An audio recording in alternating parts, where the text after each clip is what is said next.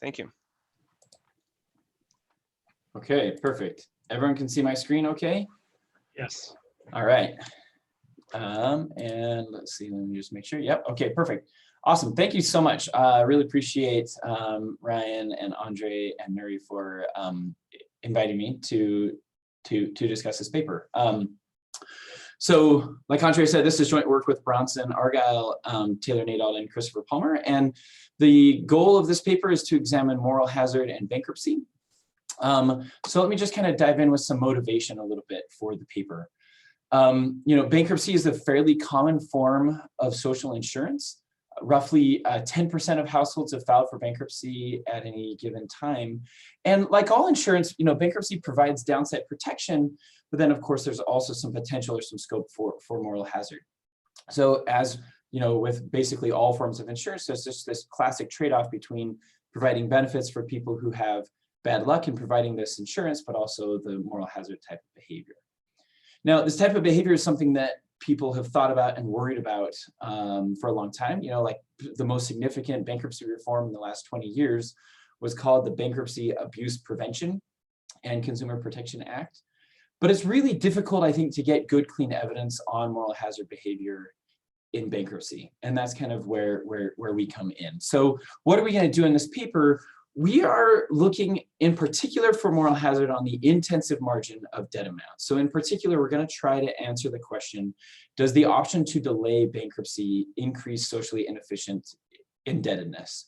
And how large is that effect? Now, we're clearly not the first people who've thought about moral hazard in bankruptcy. Nearly all prior work has focused almost exclusively on the extensive margin of bankruptcy filing, so strategic filing behavior. By and large, my read of this literature, especially the most recent literature, is that the extensive margin, sort of like the extent to which people strategically default, is relatively small. So in Sasha Indarte's paper that she wrote recently, she shows that a $1,000 increase in relief generosity increases bankruptcy filing rates by about 0.2 percentage points. So yes, it's there, and some of the earlier papers kind of argue a bit more heavily that it's there, but it's not really large. And one major point that we're trying to make here is that this is very different, we think, from asking how borrowers might behave in the run-up to bankruptcy conditional on distress. And this is what we mean by the intensive margin. Sort of, is there strategic behavior for people, not that they're filing for bankruptcy because they don't need it, but conditional on needing it, is there some type of moral hazard that goes on in that run-up? I will mention one paper that's relatively close to ours by Severino and Brown, where they show that bankruptcy generosity increases total debt, but there's no effect on the default probability. And I would say, their paper is sort of focusing on the general equilibrium effects of bankruptcy generosity, and we're focusing in particular on distressed people who will file for bankruptcy and trying to really focus in on this question of moral hazard. Now, one thing that I want to point out, and just to kind of clarify, is what we mean when we say moral hazard. I think when someone says moral hazard in economics, the first thing that most people think of is this classical moral hazard where the debtor knows that they're going to enter bankruptcy, and therefore they intentionally run up debt knowing that they will be able to discharge that debt. This is actually technically not allowed by bankruptcy law, but it's basically unenforceable. It's really hard to tell when someone has intentionally run up debt with the goal of discharging it. But there's another sort of broader view of moral hazard, which is the view that we are trying to take, which is, if there's an insolvent debtor who puts off filing for as long as possible, and they basically keep running up debt as they put off filing for bankruptcy in an attempt to avoid bankruptcy, we would argue that this is still, in a broad sense, moral hazard. Maybe they're not intentionally stiffing the creditor, but if they're unlikely to avoid default, it's still moral hazard because they're taking an action that the creditor would prefer that they don't take. And so given this, we would argue that regardless of intentions, and we're going to have nothing to say about intentions, about whether people are intentionally sort of doing this or not, but regardless, if debtors are taking actions that are hidden that creditors would prefer that they don't take, we would still classify that, broadly speaking, as moral hazard. And we'll illustrate with a model in the paper that this has the potential to create deadweight losses, just like any classical moral hazard would create. Okay, before I dive into the model, let me just kind of give you a roadmap of where we're headed and kind of what the paper does to fix ideas so that you kind of got this in your mind. This is mostly an empirical paper. We do have a short model, but mostly it's an empirical paper. And one of the coolest things about the paper, I think, is new data that we've collected. So we scraped data from individual bankruptcy filings that really give a really full picture of all of the debt that a bankrupt individual has. And this full picture is going to play a key role in our identification and in really understanding where these results come from. So what do? We need, not only do we need this new data that hasn't existed before, but we also need some kind of identification strategy. So what do? We use changes to garnishable wages as an instrument for the timing that people have to enter bankruptcy, and with the idea that the longer I can delay filing for bankruptcy, the more scope for moral hazard type behavior that there is. And we show that a $100 reduction in wage garnishment leads to about a 1-month delay in bankruptcy filing. So you can think of that as the first stage. And that 1-month delay leads to about a $4,000 increase in unsecured debt at the time of bankruptcy. And importantly, nearly all of that increase comes in informal debt, stuff that's not reported on credit registries, stuff where it's going to be easier for a person to take that hidden action that I refer to. And this is kind of why we feel like this is more moral hazard type of behavior. So with that preview, I'm going to get to an outline here, but if there are any questions, this is probably a good spot for me to pause and take those. Yes, it's a good time to take some questions. We already have a couple. So can you document that they take risky action, which is also negative NPV? I'm trying to think if we can document that it's risky action. I don't know. I mean, I think it's risky in the sense that the people we're focusing on all end up in bankruptcy. So from the perspective of the lender, there's like really high chance that they end up in bankruptcy. Is it negative NPV? Is going to be a little bit harder. So basically, our empirics are going to focus exclusively on people who do file for bankruptcy. The question about like sort of general welfare and general equilibrium here gets a lot harder when you start to think about if the lender is, say they're lending to people who are likely to file for bankruptcy, but some of them pay it back. Like, how do those things balance out? So I don't know that we'll be able to nail that down precisely. But we would argue that there's still a potential for deadweight losses from a social welfare perspective, I think. Okay, if you can talk about intentions, I'm curious how you can empirically differentiate between these two modes of moral hazard, which then seem to be observationally equivalent to each other. Yeah, no, that's a good question. We can't, and we would argue, we can't, because we don't observe intentions. We're not going to really try to disentangle those two. Instead, what we argue is that both of these could be socially inefficient and are sort of important to consider. But whoever asked the question is exactly right. They're observationally the same. Okay. What are the incentives for delaying bankruptcy filings? I mean, I think there's a variety of things here that the literature has pointed to. I don't know that we have really great evidence on this either, to be honest. There's obviously the gambling for resurrection incentive, the hope that like some miracle happens and I avoid bankruptcy. We're going to find in our data that like the people we examine, it doesn't appear that they're like really able to drastically change their bankruptcy probability. The other incentives, I think people have this idea that there's like a large stigma to filing for this. It's almost like a, I don't want to say it's a behavioral incentive, but like people pointed to lack of information and stigma as like major deterrents for people filing for bankruptcy. And so like, I think sort of like there are a lot of people who delay filing for bankruptcy because they worry about either they don't know that bankruptcy is an option or how bankruptcy works. They think of it as this like major terrible event and it's not as bad as they think. Or there's the stigma involved and like, even though it's financially makes a lot of sense for them to file for bankruptcy, they delay, again, gambling for resurrection, but in the hopes of avoiding it because of like some social stigma. My sense of the literature is kind of like divided into those three things. All right, thank you. Let's move on. Okay, perfect. So the outline for the talk, I'm going to spend just a few minutes on the model. Like I said, this is mostly an empirical paper, but the model I think helps us to fix ideas a little bit. And then I'll move through all of the empirics of the paper. So let's dive into the model. This is really, we're not breaking any new ground here. This is just a moral hazard model. Basically, buyers who are going to be the borrowers here, they know their type, whether they are a defaulter or not, and that's exogenously given. But sellers only know the probability that this person is going to default. The non-defaulters, when they're going to go out and they're going to purchase a good at price P and they have to pay that price. Defaulters go out and purchase the good on credit and then they default, and so therefore they end up paying price 0. Now, of course, bankruptcy in reality has some costs, but just for simplicity, we're going to assume they pay price 0 for that good. So the buyer's utility from purchasing the widget at price P is basically the utility they get from having whatever this good is minus the price that they pay. And if you default, we're sort of normalizing that price to 0.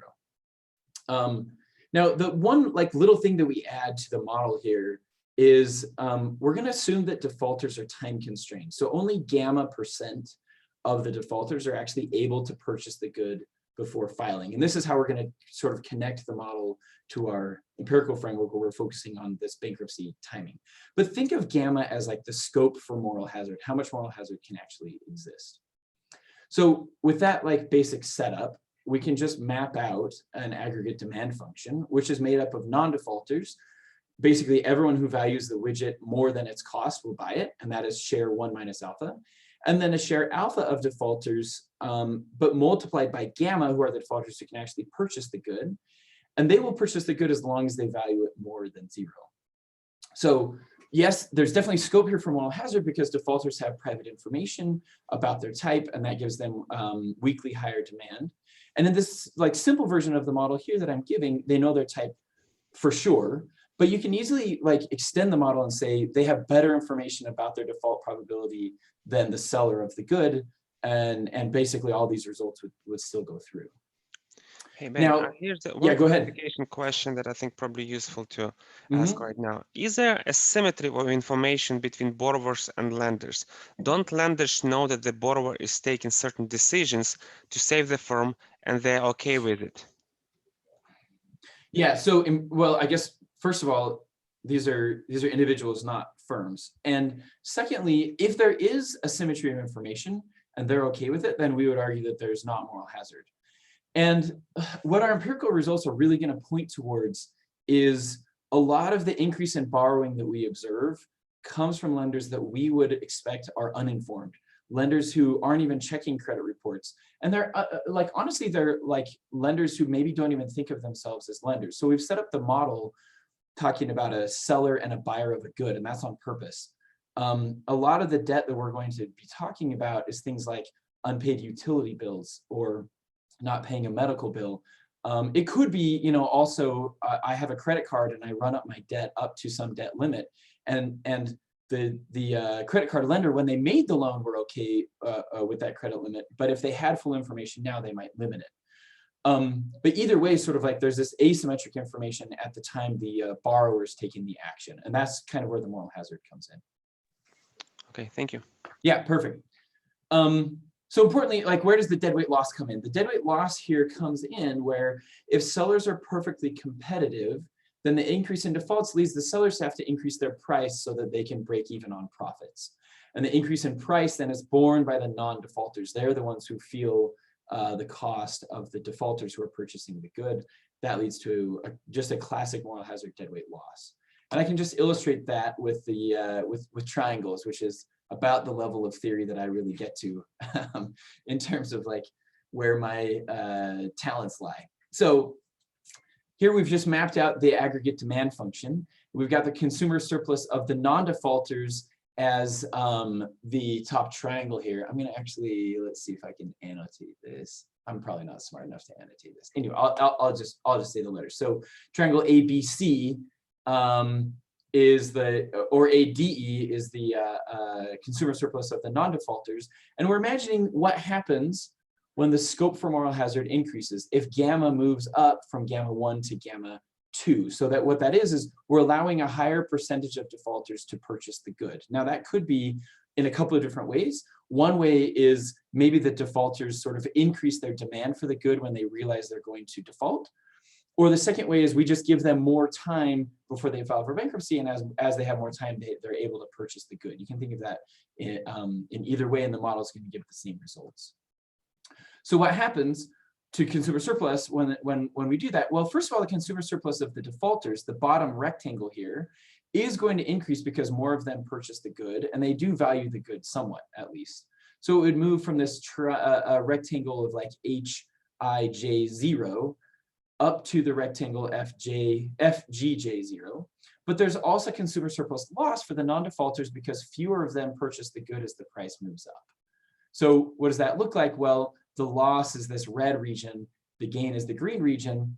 And as long as the share of defaulters in the economy is sufficiently small, and empirically it is quite small, this is going to end up in a deadweight loss. It's going to be the sum of those two, and we'll end up with a deadweight loss. So again, the model is mostly just to fix ideas and to think about this. So let me talk about the key parameter in the model, which is gamma. Gamma is the share of defaulting buyers that can buy the good before filing for bankruptcy, and we've just exogenously put that into the model.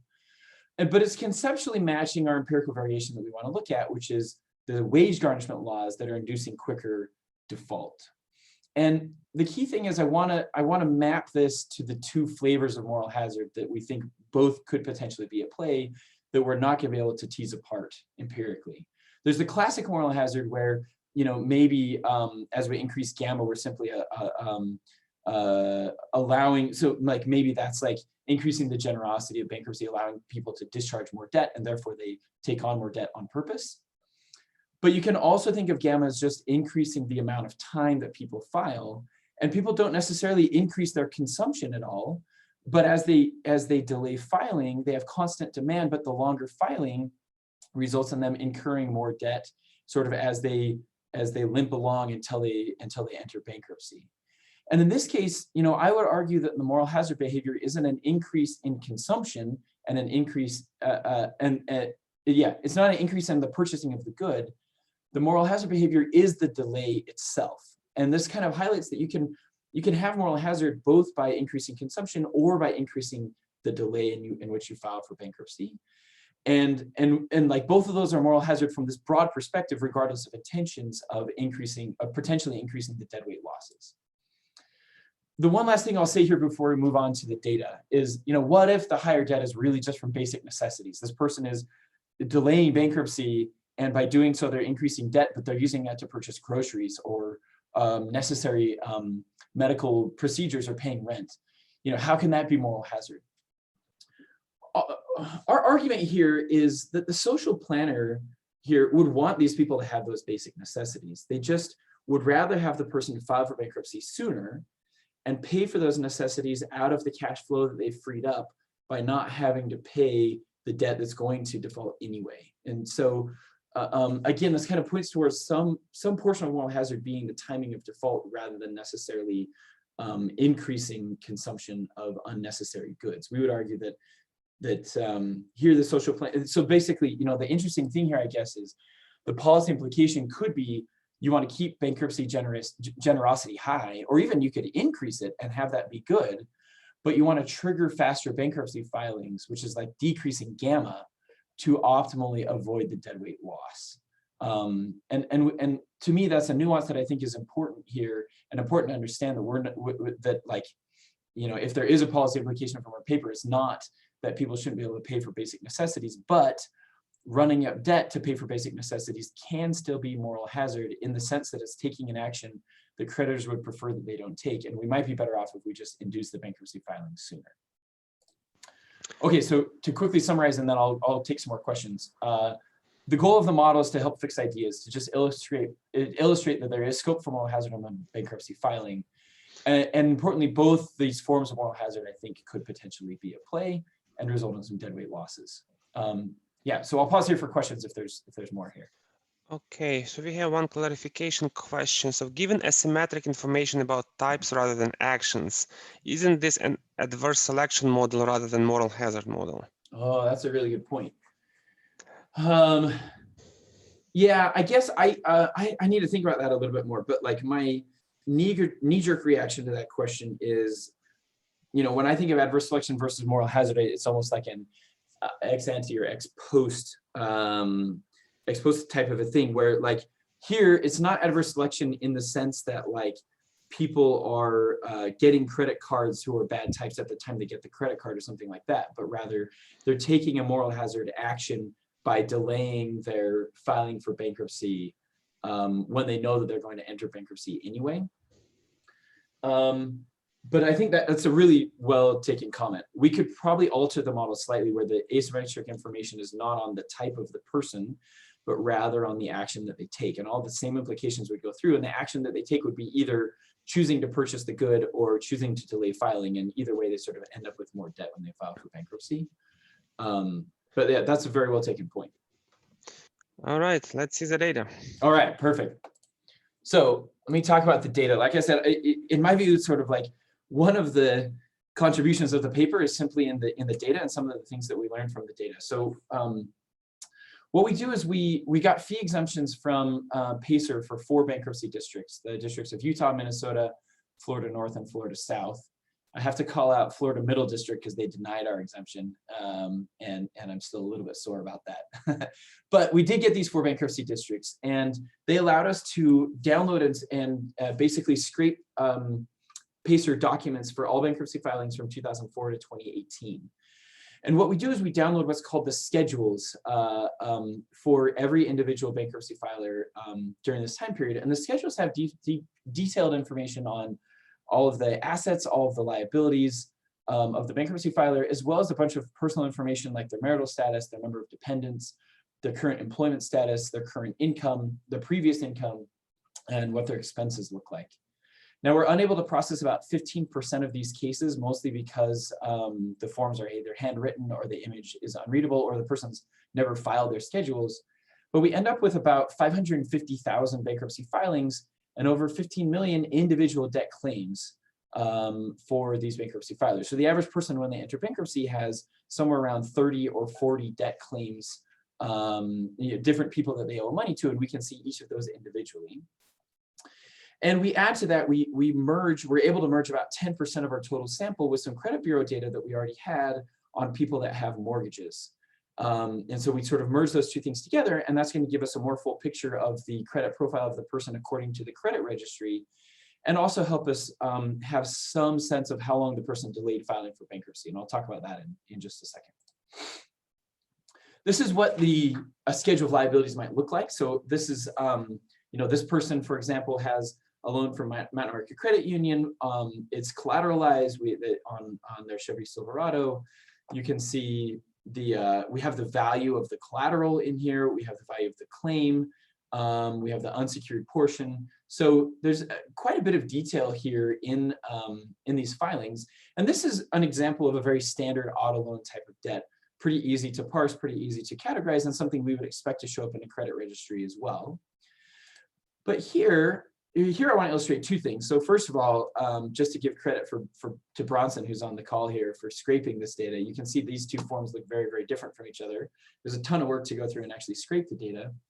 But secondly, here we have a loan, which is a medical bill from LifeWatch, and it's only for $40. And the cool thing is, because we can scrape this data, we see like this medical bill almost surely would not show up on a credit report.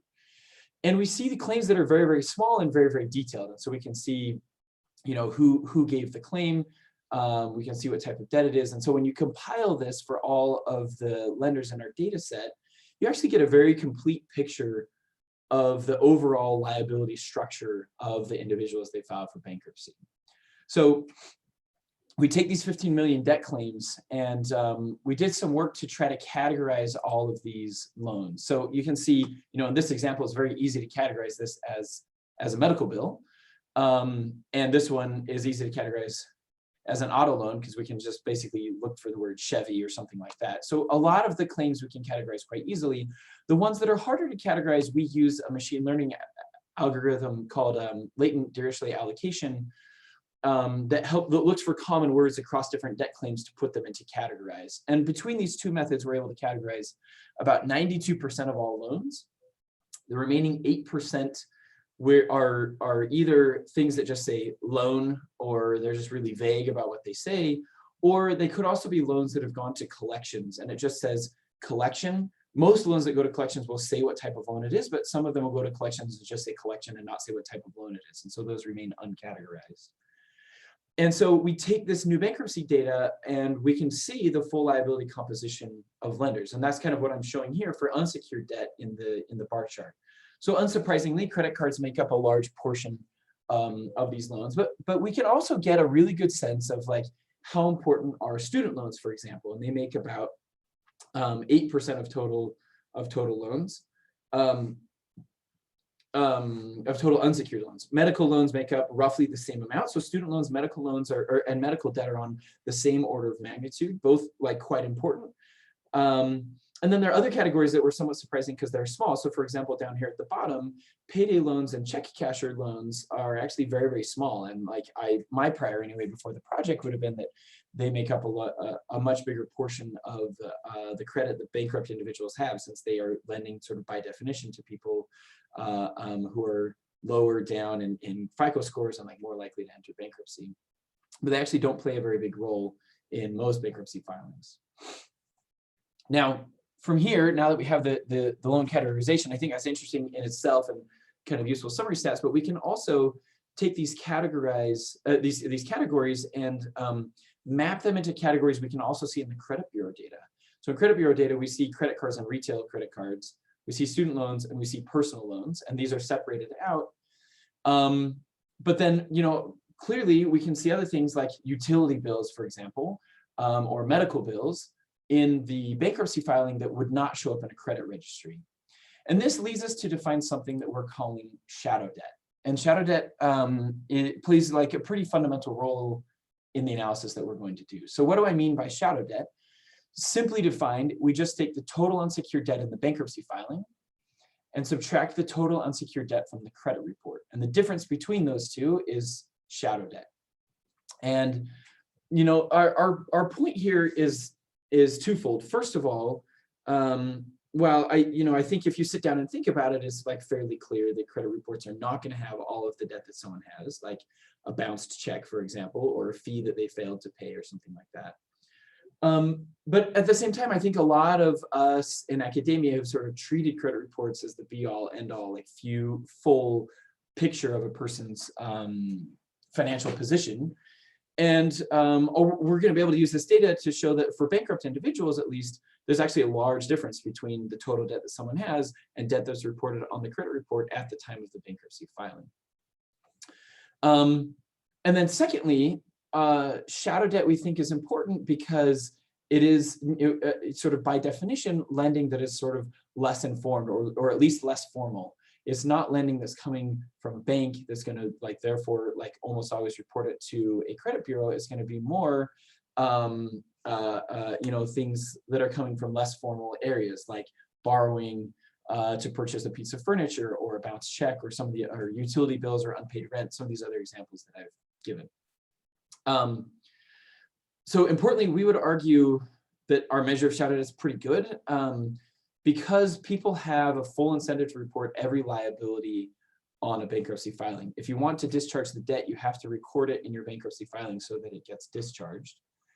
Also, though, on the other hand, they can't over-report. They can't like make up debts. First of all, there's not really an incentive to make up a debt because that lender sort of can't come after you anyway. But second of all, the attorney who helps you file your paperwork is going to require documentation for each of the loans that you list there. So it's going to be a very, very complete listing on the bankruptcy filing.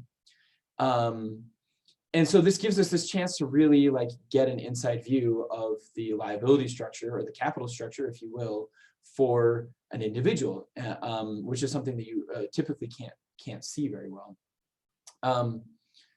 So what do we find? Well, we find that shadow debt is actually really large. For the average bankrupt filer, they have about $41,000 of shadow debt that shows up on their credit report that does not show up on the bankruptcy filing. And at the median, it's still $27,000. So this isn't some outlier that's necessarily driving some crazy amount here.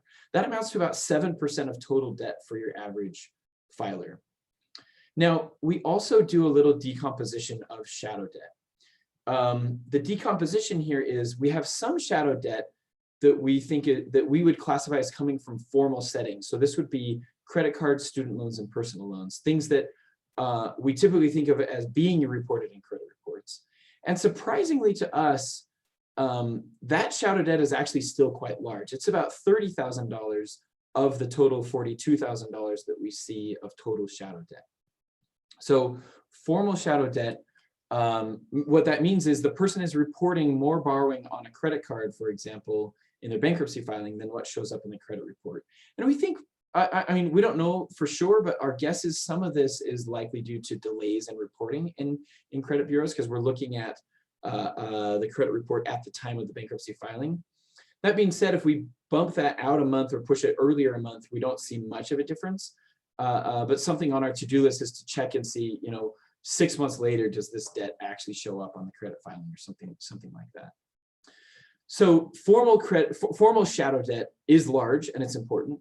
But informal shadow debt would be the remainder. So like all unsecured debt on the bankruptcy filing that is not credit card, student loans, and personal loans, we would classify as informal shadow debt. And it's just basically the residual if you take formal shadow debt out of the total shadow debt. And that's about $12,000 for the average individual. And we're going to show in our data that basically all of the action that we find comes in the informal shadow debt market rather than the formal shadow debt market. Okay, maybe I can pause there for questions if questions have come in, Andre?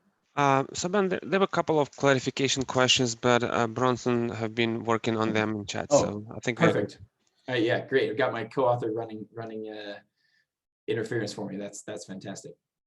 Okay, great. So to move forward here, as we just to wrap up the data section. So we're going to focus basically entirely on unsecured debt in all of our regressions. The reason is there's not really much advantage to racking up secured debt before bankruptcy because the creditor will just seize the asset when you file for bankruptcy. So it's not really giving you much advantage to run up secured debt. If we're going to look for moral hazard, you would expect it to be an unsecured debt. And actually, to confirm that, or as a placebo test as well, we find actually no results in secured debt. So when we put secured debt on the left-hand side of our regressions, we don't find any increase in secured debt as people delay filing for bankruptcy, kind of consistently with this intuition that like either the borrower doesn't have any incentive or the creditor wouldn't be willing to lend to someone who is on the verge of filing for bankruptcy.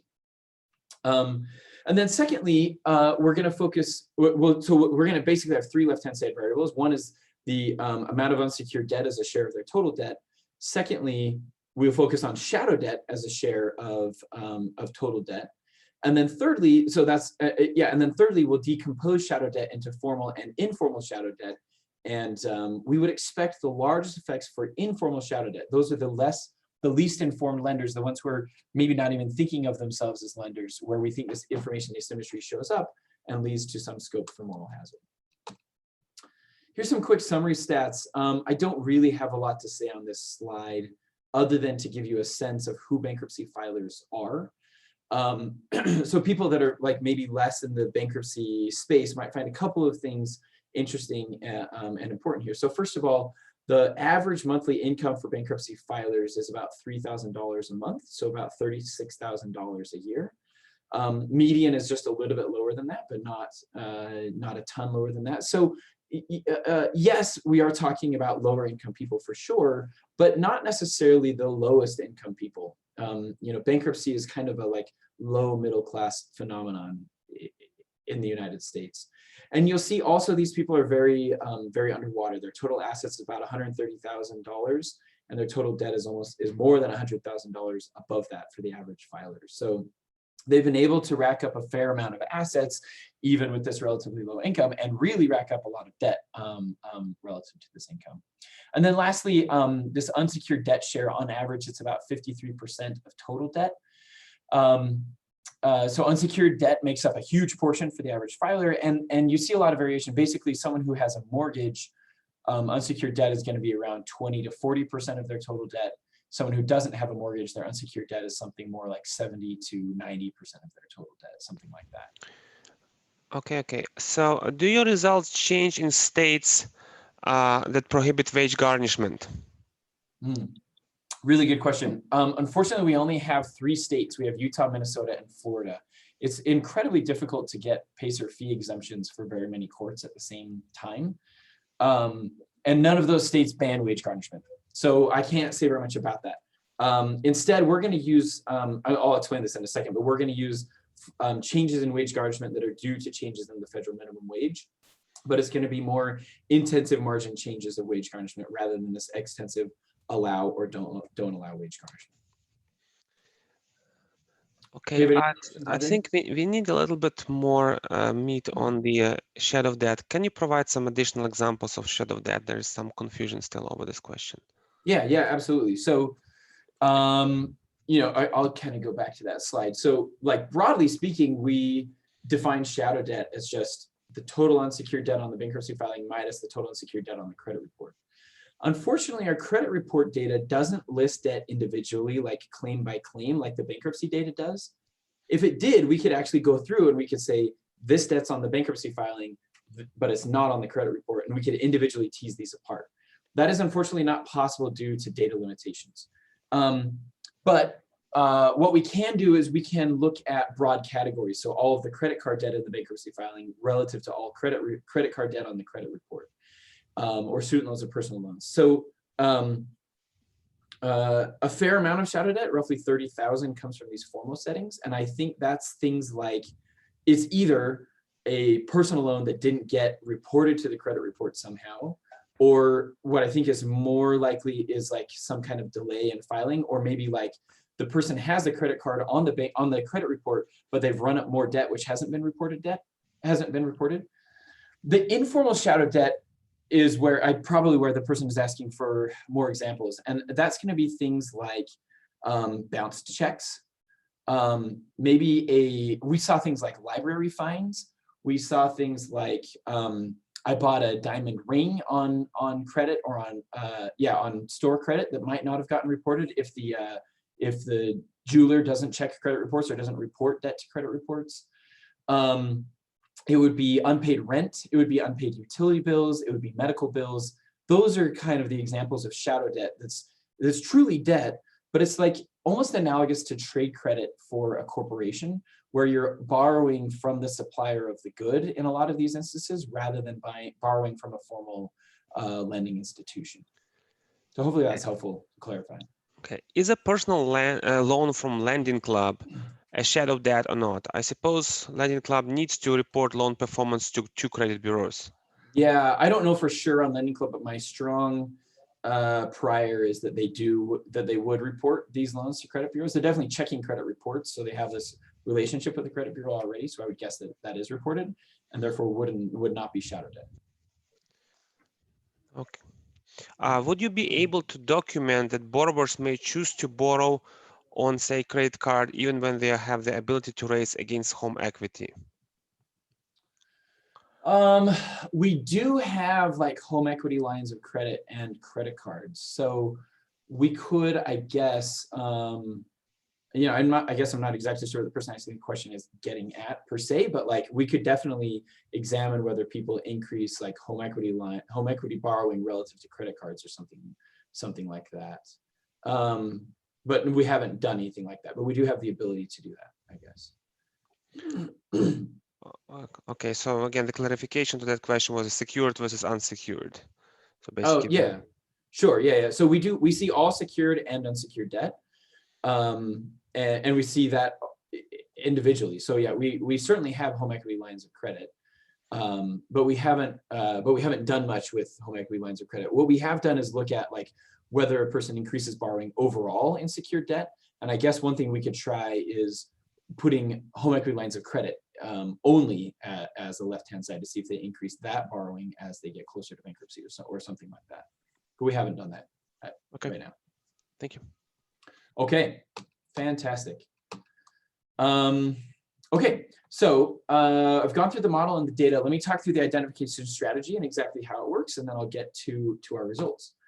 So what's the goal of our identification strategy? What we're trying to do is we would like to have variation in the bankruptcy timing among filers, some type of exogenous variation in how long they wait before they file for bankruptcy, with this underlying intuition or underlying assumption that the longer you have, the more scope there is for strategic behavior before you file for bankruptcy.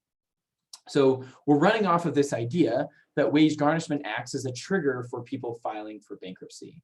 So what our identification strategy is we're going to look at exogenous changes to the level of wage garnishment as a trigger for bankruptcy, with the idea being less garnishing like reduces that trigger and allows people to delay filing for bankruptcy longer. Now, importantly, so now how do we get that exogenous variation in wage garnishment? Well, the amount that you're allowed to be garnished depends on the federal minimum wage. And so we're going to look at changes in the federal minimum wage, which then affect wage garnishment. And that's how we get exogenous changes in this. So let me describe how that works. It's going to seem a little bit complicated for a second, but it's actually quite straightforward. So the amount that you can be garnished varies depending on your income relative to the federal minimum wage. If you earn less than the federal, then you would earn if you worked at the minimum wage for 30 hours a week, then you cannot be garnished at all. And that's to allow for like some allowance, some subsistence level of income. So that's like the zero here in garnishable wages. That's the top one. So if you're in, on the right-hand side of this equation, the 4.35, that's how many weeks there are in a month. So 4.35 times 30 is how many hours you would work at minimum wage per month. Multiply that by the minimum wage. If your income is less than that, you don't get garnished at all. After that, for every dollar of income you earn, you can be garnished that entire dollar for every above that threshold. So if I earn just a little bit more than I would make if I worked 30 hours a week at the minimum wage, then I get garnished that full amount above that threshold. But there's a limit. You cannot be garnished more than 25% of your income. So you end up with another kink when you hit the point where my income is greater than, it turns out to be 5.8 times 30 times the minimum wage. At that point, I get garnished 25% of my income. So you have this piecewise function where you're, and I'll show this on the next slide to like drive it home, but your garnishment is zero, and then it's you're garnished at a quite steep rate, 1 for 1 for every dollar you earn, and then it kinks again, you're garnished 25 cents for every dollar you earn above that point. And I'll show a graph of this in 1 second. Now, during our sample period, we had 3 federal minimum wage changes on the 24th of July, three years in a row, the 2007, 2008, 2009. These were planned in advance. And they moved the federal minimum wage from $5.15 up to $7.25 by the last change. And so we're going to use these changes to identify people who have identical income, but different amounts of garnishable wages. So what does this look like? This is the kind of that piecewise function. If you focus on the black line, what someone who's earning less than about $600 a month would not be garnished at all. That's the zero portion. And then if the minimum wage is $5.15, then you have this kink upwards where you're garnished dollar for dollar every dollar that you earn until you hit this point where you'd be garnished more than 25% of your income. And then there's another kink where you are garnished 25 cents for every dollar that you earn. Now what happens then is when the minimum wage changes, the amount that you are garnished can change for people in the middle of this income distribution. So someone, for example, who earns $750 a month, under the $5.15 minimum wage would be garnished around $80 per month.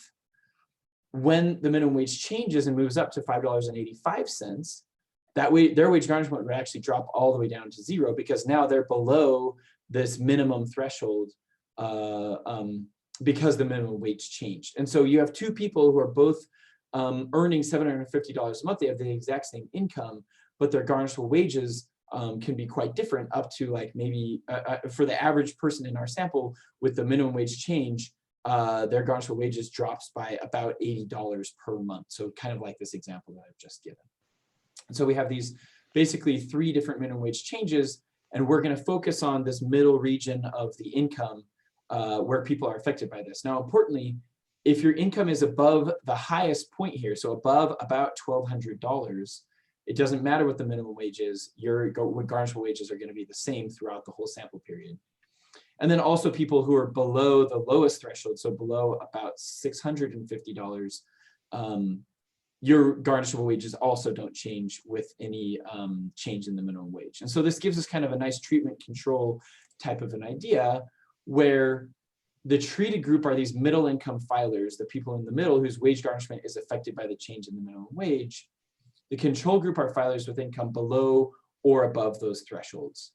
And so basically our goal here is we want to measure whether filing delays allow people to incur more debt. How do we get filing delays? We're going to look in this pretty narrow region of people who are affected by minimum wage changes and check whether they delay filing relative to the control group who is not affected by the changes in the minimum wage.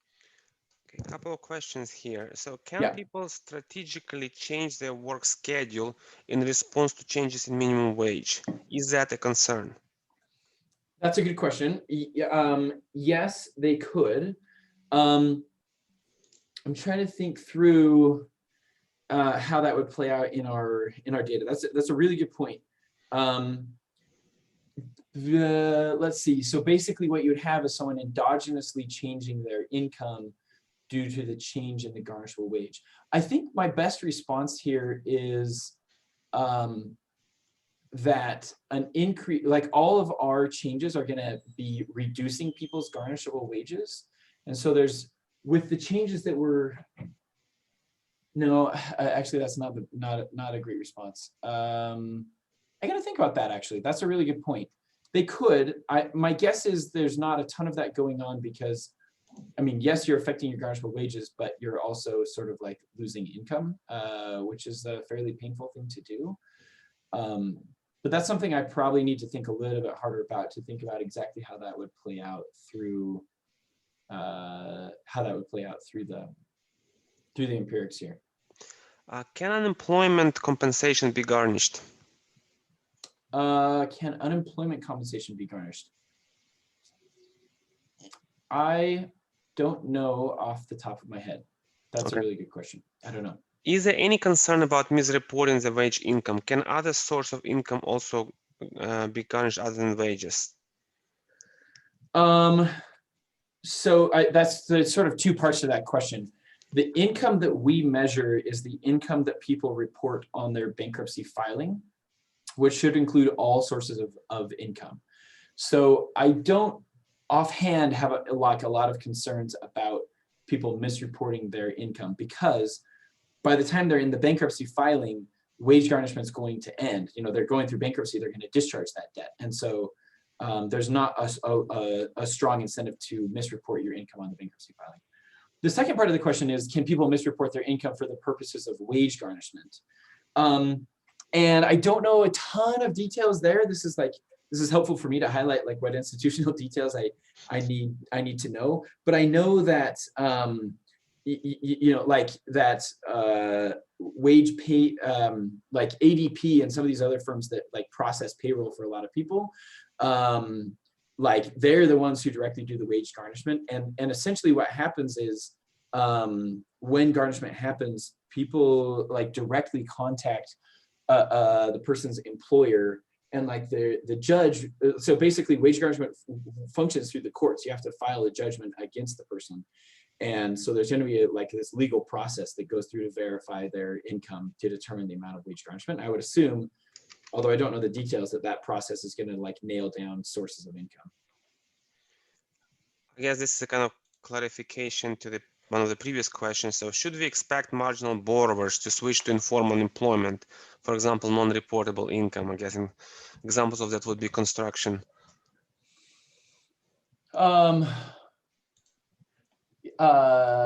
Yeah. So I guess like so the question is like, should we expect when wage garnishment changes, do we expect people to start switching and like sort of be very strategic in terms of like how their wages get paid? I would assume that happens. Again, like this is kind of related to the previous one. It's something I honestly think I need to think a little bit harder about, to think through how that would affect our results. But like clearly, I think that's an important point that's being made. Okay, thank you. Okay, awesome. Thank you very much. This is like super helpful for me to think through some of those implications.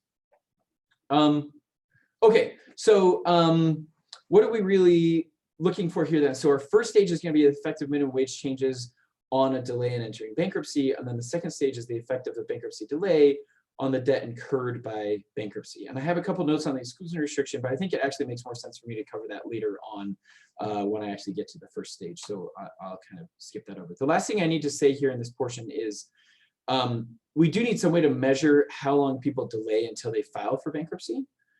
So how do we do that? Well, this is where the credit bureau data really comes into play. The ideal thing would be if we could identify when a person sort of mentally crosses some threshold where it's like likely that they're going to file for bankruptcy. And that's what we would like to measure. Now, obviously we can't measure that. So we proxy for that in a couple of ways. The first is we want to identify, the main way that we do it is when they become 90 days past due on any loan. And at that point, then we say, okay, how long from that point until the person actually files for bankruptcy? And that's how we would measure how long they wait until they file for bankruptcy.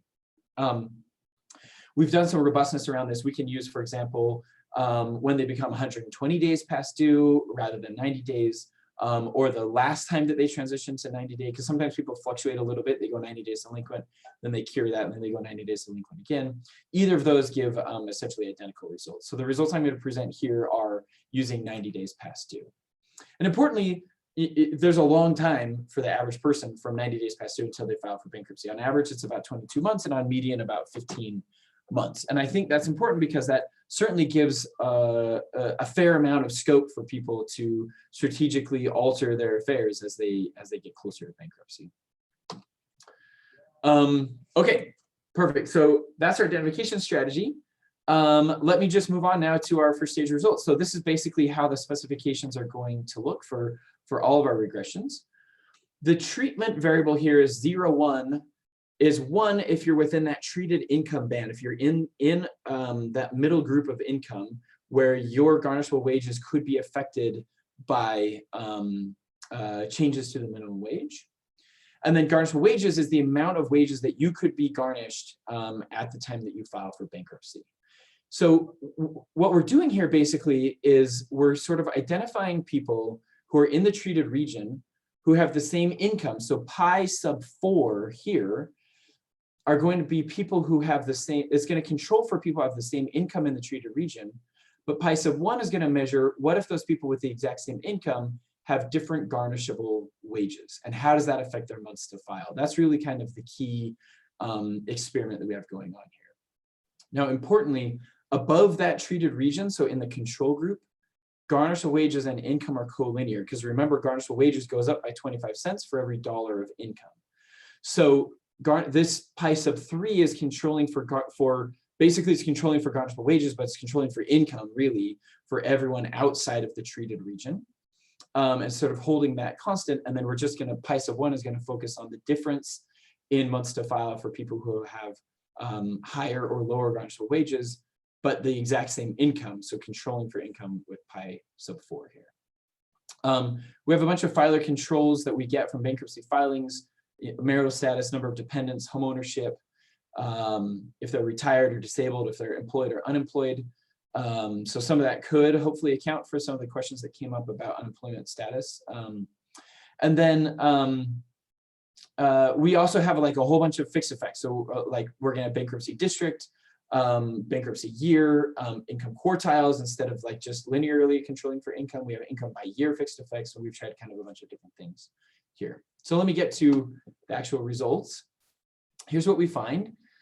The specifications basically show that if you increase minimum wages, which decreases garnishable wages, a $100 decrease in your garnishable wages would lead to about a 1 month longer delay in bankruptcy filing. So I think that that's important.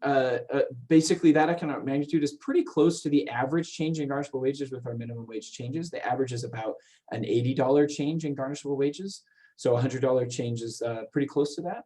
And 1 month is pretty long compared to the median of like 15 months. So like it's pretty dramatically shifting this. That's very consistent across the different columns here, depending on what fixed effects we include. The other thing I'll say here before moving on, oftentimes I sort of show the first stage regression and like the whole point is just identification.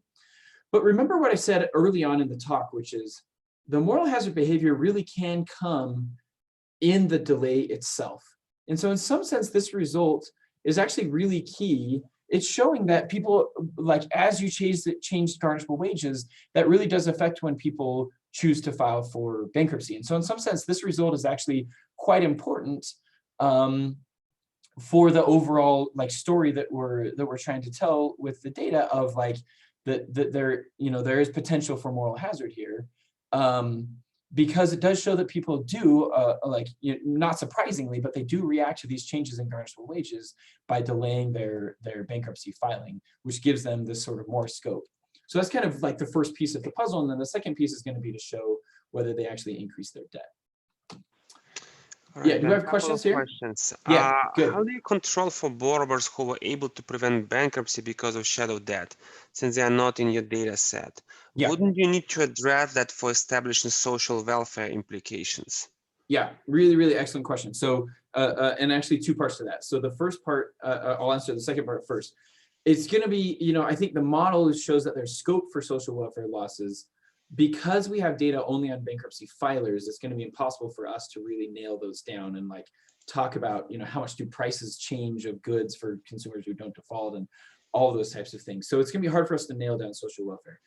That being said, the first part of the question has a lot to do with selection concerns. So this, you worry that like maybe someone increases their shadow debt and that helps them to avoid bankruptcy, or that, you know, more importantly for identification, that the changes in garnishable wages actually have a selection effect. And so we see, you know, the people who do file for bankruptcy have more debt, but maybe more people are able to avoid bankruptcy. And the next like 4 slides, I'm going to argue that we don't see any selection really changing the composition of bankruptcy filers. So I'll show that in the next 4 slides. Okay, and another question is, to my understanding, people's intention to earn or report lower wages should not be increased after the minimum wage increases. The key for empirical design is the difference between the treatment and control groups due to minimum wage increases. I'm not sure whether this is a question or a comment. Yeah, it sounds more like a comment. This is like, you know, when I was asked previously about, you know, how do people like change their reported income or actually endogenously change their income. This comment was kind of in the back of my mind, but I kind of punted on it because I need to think through exactly how those incentives work. I don't think that their incentives to report their income are that different on the bankruptcy filing because wage garnishment is going away. So I'm not super concerned about incentives to report income. And secondly, there's a lawyer who's like, you know, good position with the bar is kind of at stake in filling out these forms. And so that lawyer and trustee who check all these forms are going to basically require actual documentation of income as well as all of the loans. And so I'm not super worried about misreporting income on the actual bankruptcy filings, which is the income that we're using here. It's not like imputed income from a credit registry or something. Okay, the last one at this point. So did the creditors requested wage garnishment in the sample of bankruptcies? Yeah, they do. So we can't observe that directly. We do see in the bankruptcy filings, we do see if the person is subject to a lawsuit, but we haven't gone through and like parsed through if that lawsuit is related to wage garnishment. I like anecdotally, I've looked through a lot of these and the vast majority are related to wage garnishment. And that's like the lawsuit that shows up. I'm trying to remember off the top of my head. I feel like it was a really high number. It's like maybe 20 to 40%-ish are subject to a lawsuit, something like that. And so some portion of those would be wage garnishment. But you could also have cases where you are being garnished and like that lawsuit doesn't show up on the bankruptcy filing because it's not an outstanding lawsuit anymore. So we're not going to capture all of those. Okay, given the minimum wage is such a low threshold, we would not expect small changes in it to have a large impact on people's behavior on hours worked. Oh yeah, I think this is a follow-up to like, you know, how much are we talking about? Like how much other like endogenous reaction to these minimum wage changes are there? And, you know, I would broadly agree with that. I don't know that like, you know, a small change in minimum wage is going to have this huge like income effect or something like that. It's going to like mess up our results. Okay, thank you. Okay, fantastic. Okay, so I promised to talk about selection. I'll go through this relatively quickly just because I'm mindful of time here, but our exclusion restriction really does, it requires that these changes in minimum wage don't affect filer debt directly, but only through filer timing. And one possible threat here that we've thought a lot about is like maybe the changes in minimum wage affect who actually files for bankruptcy. So the idea is wage garnishment falls, and for some reason, you could tell some story that only high debt people continue to file for bankruptcy. And so we find higher debt for people who file for bankruptcy, but that's just because the composition of filers changed. And what I'm going to show is that wage garnishment changes are actually not associated with things that should be affected by composition. So it's not associated with the percent of people who file for bankruptcy, with the debt levels of people who don't file for bankruptcy but are 90 days delinquent, or the income distribution of bankruptcy filers. And then the second point I'll make is like the second stage results that we have are actually an order of magnitude larger than this direct change in garnishable wages. And so we feel like this helps us to rule out a mechanical effect, which would require like pretty implausible income effects, like, you know, the minimum wage changed a little bit, but overall debt changed quite a bit. Okay, so let me just kind of go through that briefly. These are basically event study graphs. And here on the y-axis, we're showing the number of bankruptcies per 10,000 people. And the key point that we're making is like that doesn't change when we stack these three event studies on top of each other. It doesn't change when the minimum wage changes. Like the share of people filing for bankruptcy is pretty much flat across that.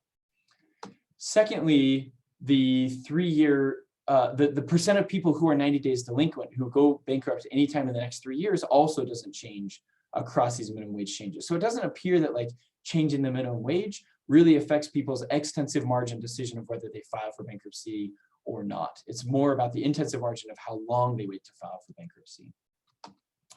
Finally, here I'm showing the income distribution of people who file for bankruptcy. So the bottom line is the second percentile of income, and then 4th, 6th, 8th, 10th, and 20th as we kind of move up those lines.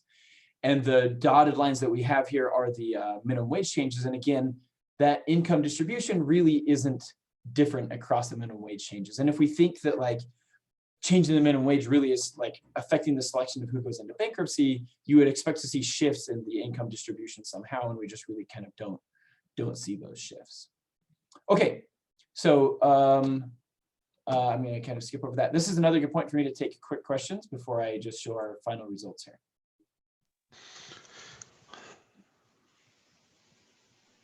Okay, so since the treatment works through wage garnishment, focusing on some sample of bankruptcies where garnishing actually was requested by creditors may provide a different, higher or lower estimate than when focusing on all bankruptcy cases.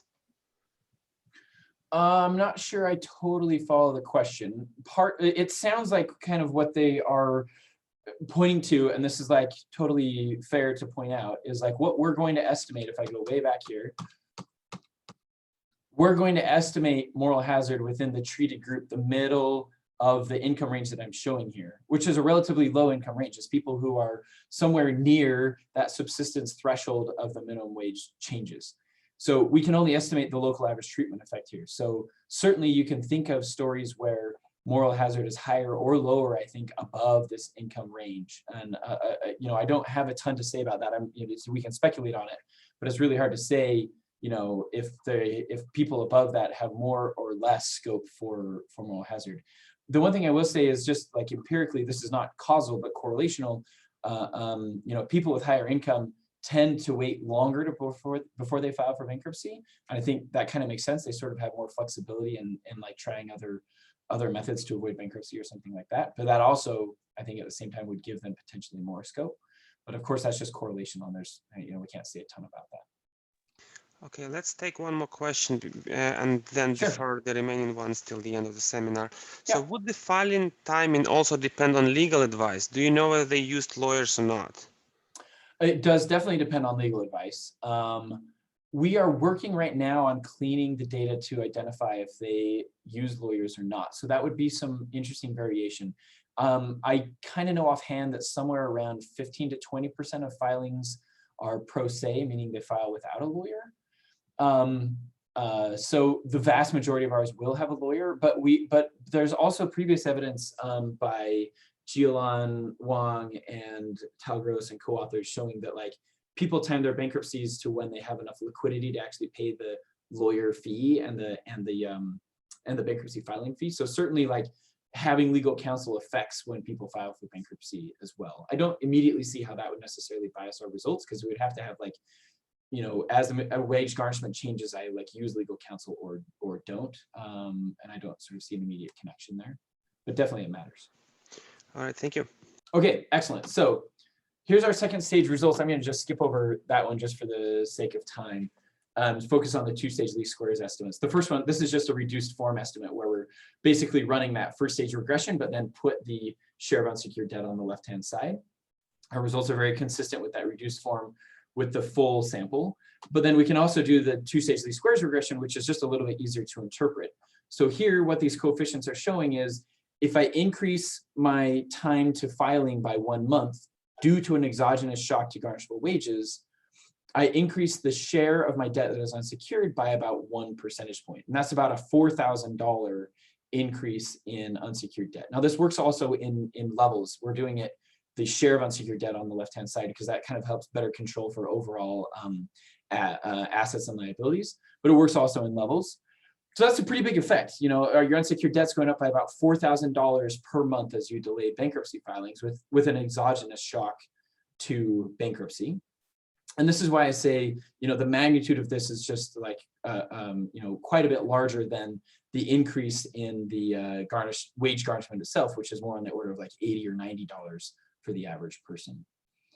So that's our second stage effect. But what's even cooler is we can use the detail in our data to really drill down and see what types of debt are people increasing. So all I'm going to do here is switch out the left-hand side variable from total unsecured, or from unsecured debt as a share of total debt to shadow debt as a share of unsecured debt.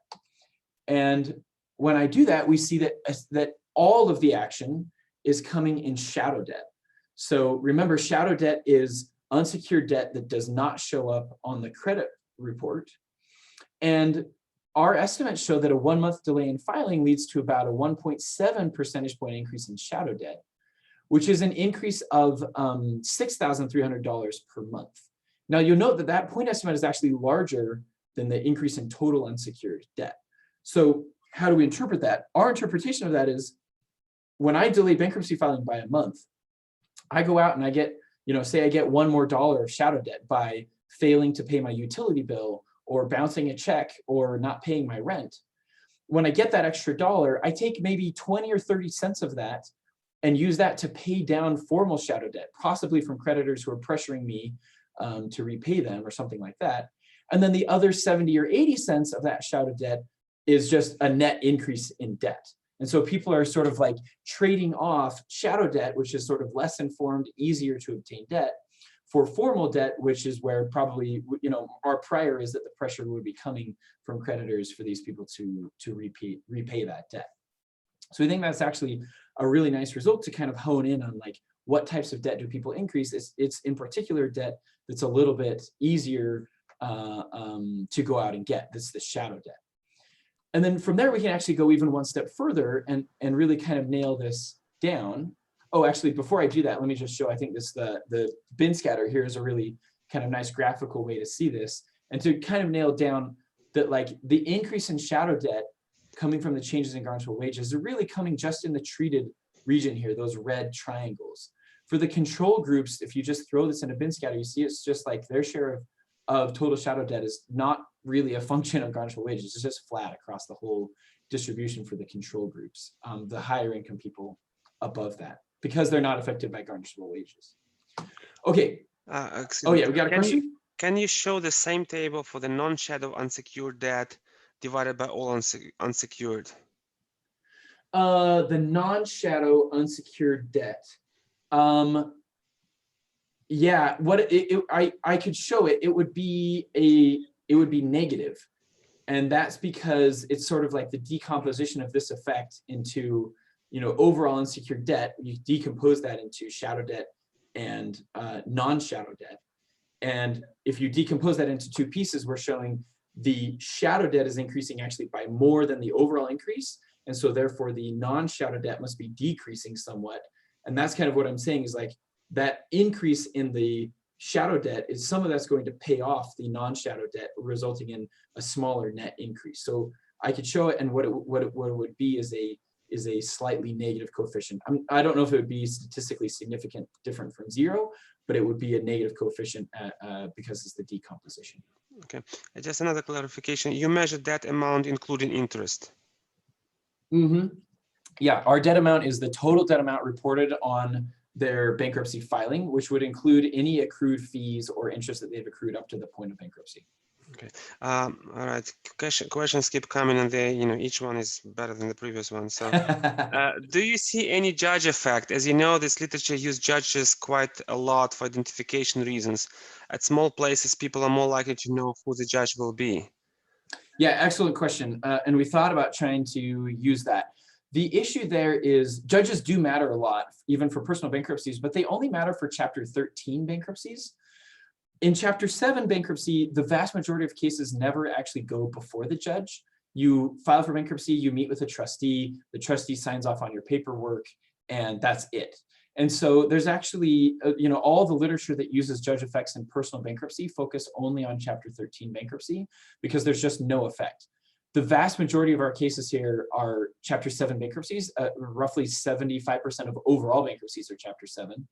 And in particular, our treaty group is low-income people who are much more likely to file Chapter 7, where you just discharge your debt. Chapter 13 is more for people who have a lot of assets and higher income. So the judge instrument's just really not going to work here, and the judge isn't going to play a major role in the sample that we're looking at. Okay, thank you. Fantastic. Okay, so I actually only just have one more slide, and then other questions I'm happy to take. But I think this, this last slide actually really helps us kind of nail down, and it's kind of the linchpin to the whole story. Here, what we're doing is, I talked about earlier, we can decompose shadow debt even into different categories of formal and informal shadow debt. So what I'm doing in each column is I'm taking total credit card debt, for example, in the first column, in the bankruptcy filing, minus total credit card debt in the credit report, and testing whether that form of shadow debt rises as people delay bankruptcy. Or in the second column, student loans, or in the third column, personal loans. And you see for those three columns of formal shadow debt, the effect is just zero. We don't see an increase in those columns. So as people delay bankruptcy filing, they're not going out and really increasing like shadow student loans. I don't even know what that would be. We don't think there's really much. There empirically isn't much in the way of shadow student loans, or shadow like personal loans or something. They're increasing shadow debt in the informal sector, which is sort of like precisely the place where you would go to look for moral hazard behavior. It's where the lenders are not informed, these people who don't report to credit registries in the first place, and probably aren't checking credit registries either. And that's like precisely where we see all of the impacts coming. So for me, that kind of like really nicely kind of nails down where the effect really comes from. So my time is up. I'm happy to stay for question and answer. I have one quick conclusion slide, but it's always awkward to take question and answer after you conclude. So if there's questions, I'll be happy to take those. Okay, so I was wondering how much an increase in unsecured debt is due to interest accrued while the debtor delays filing for bankruptcy. That's a really good question. I don't know off the top of my head the answer to that. We could try to do some type of back of the envelope here, I guess. If I don't want to like to kind of do this like off the top of my head, but the back of the envelope would be, we see a $4,000 increase in total unsecured debt. Suppose we assume that all of their unsecured debt has some interest rate, and this is where I'm kind of unsure of what that would be. How much would interest accrue just by waiting one extra month? Total unsecured debt for an average person is, I'm gonna say something like $100,000. So it's pretty easy. Well, but we're talking about only a month. So, you could imagine something like, a few $1,000s of interest accrual on that debt. At the same time, though, that wouldn't account for this slide that I'm showing on the screen right here, which is all of the increase in debt is coming from informal debt rather than the debt that's going to have an interest rate that's accruing. So my knee-jerk reaction there is like, you could do it back of the envelope, but I don't know that it would help, that it would explain the last two tables here that's showing that it's all coming in shadow debt and informal shadow debt. All right, so let's conclude. Okay, perfect. So thank you, everyone. I really appreciate the comments and questions. Definitely giving me a few more things to think about. Let me just conclude, the main point of the paper, hopefully was clear, is that most prior literature is kind of focused on the extensive margin of moral hazard. And we would agree that like it doesn't appear that there's a ton of that. But on the intensive margin, there is scope for moral hazard. And we would show that like a 1 month delay in bankruptcy filing leads to about $4,000 more debt that gets discharged. And importantly, that's coming in this like informal sector of shadow debt. So that's kind of our main takeaways. And thanks again to the organizers for inviting me to present.